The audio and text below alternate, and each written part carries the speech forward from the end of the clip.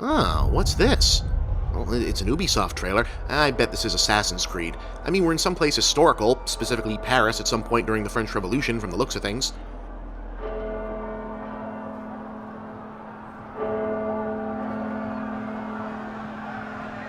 And yep, that looks like an assassin, all right. And a guillotine pretty much assures we're indeed in the French Revolution. That's kind of interesting, since it means this story would seem to take place just a few years after, and maybe even during the same basic time frame as Assassin's Creed 3. Hey, maybe if you get a boat again in this one, you can go get reacquainted with our super interesting pal Connor. Or, you know, we could do anything else.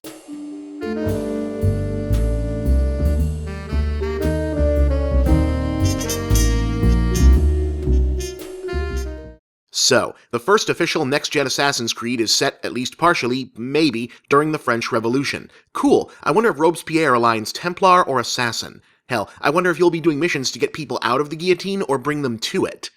Who am I kidding? It's Assassin's Creed, right? So it'll probably be both because they like to do that moral ambiguity, good and evil on both sides, super profound if you're 14 years old thing. Fortunately, the French Revolution is probably the perfect setting for that kind of stuff because from a certain perspective, everybody sucked. Seriously, the nobles were largely greedy, short-sighted twits, the rebelling peasants almost immediately descended into a hopelessly corrupt, bloodthirsty mob. You could not ask for a better setting for a franchise that is literally about letting you play a hyper-idealized badass smugly surveying the messiest moments of human history from high above and swooping down to met out situational violence in pursuit of whatever agenda they find more important and or interesting. Plus, whether by intention or by happenstance, it could potentially align the franchise more strongly than ever with a vein of pop culture tradition that informs a surprising amount of its DNA, a seminal work of action-adventure historical fiction involving swordplay, secret missions, daring rescues, shifting loyalties, mastery of disguise, stealth, and a secret society dedicated to a heroic agenda of their own. I speak, of course, of the Scarlet Pimpernel.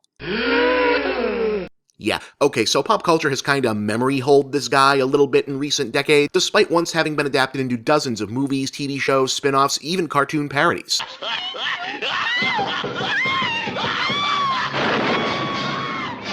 Coming, Melissa!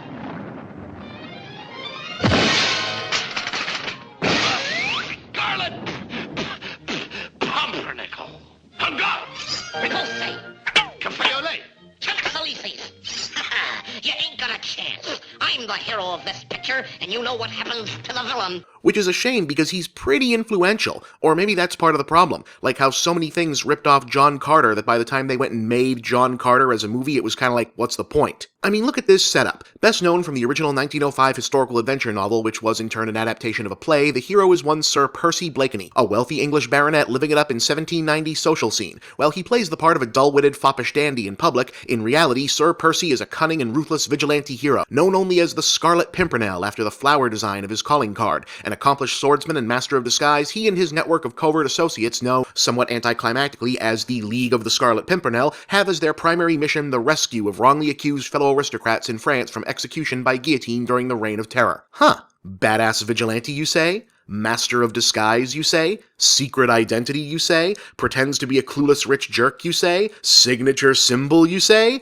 Yeah, he's a lot like Batman, and the Shadow, and the Phantom, and Zorro, except the Pimpernel predates all of them. And while there are elements of folkloric and literary figures like Robin Hood, the Count of Monte Cristo, and even Spring-Heeled Jack in his Inception, Sir Percival Blakeney is the first place all these specific pieces were grouped together into one character, making him the progenitor of an entire strata of fictional protagonists, the first superhero. Oh, and the author of this character? Baroness Emma Orczy. Yeah, a woman invented superheroes. How about that, huh? She didn't necessarily invent their formula, though, at least not as we know it today. The original novel is actually a bit closer in structure to Mr. and Mrs. Smith. The story is told from the perspective of Blakeney's French-born wife Marguerite, who starts out as ignorant as everyone else of her husband's true nature, owing to a misunderstanding over an executed French noble that has created a breakdown in trust between the two of them. When she discovers that Percy is the Scarlet Pimpernel and that he may be heading into a trap, she goes into action to assist him. Eventually, the day and their marriage is saved. Baroness Orczy was a neophyte author, but the book and play were such enormous successes that they spawned sequels, spin-offs, and adaptations well up into the recent past. There's been over a dozen movies, the most well-regarded of which was made in 1934 with Leslie Howard as Sir Percy and the enigmatic Merle Oberon as Marguerite. More recently, there was a pair of BBC miniseries. And now, in 2014, Assassin's Creed, which owes more than a little of its secret society of justice seekers concept to the League of the Scarlet Pimpernel, looks to be retracing some of that same ground. Everything old is new again. I'm Bob, and that's the big picture.